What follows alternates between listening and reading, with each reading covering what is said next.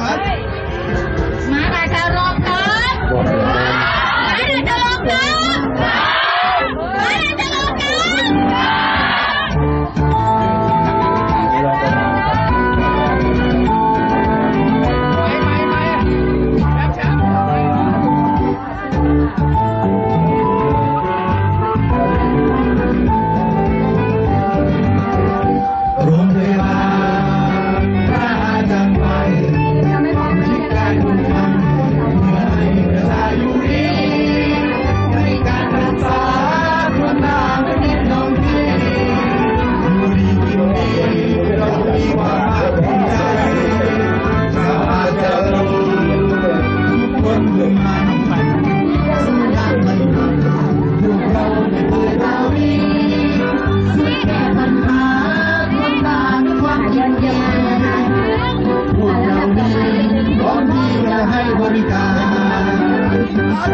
เราจะรวมคงไว้ให้ความสำคัญ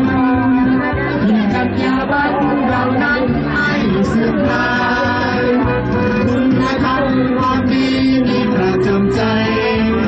เราจะดำรงยึดไว้ในสถาบันอาจารย์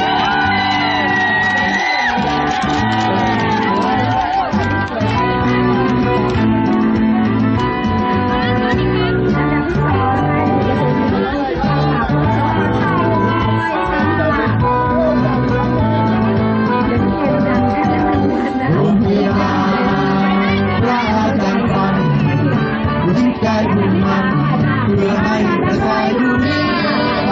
ให้การรักษาคนงามก็นิดน้องดียินดีเรามีความภาคภูมิใจ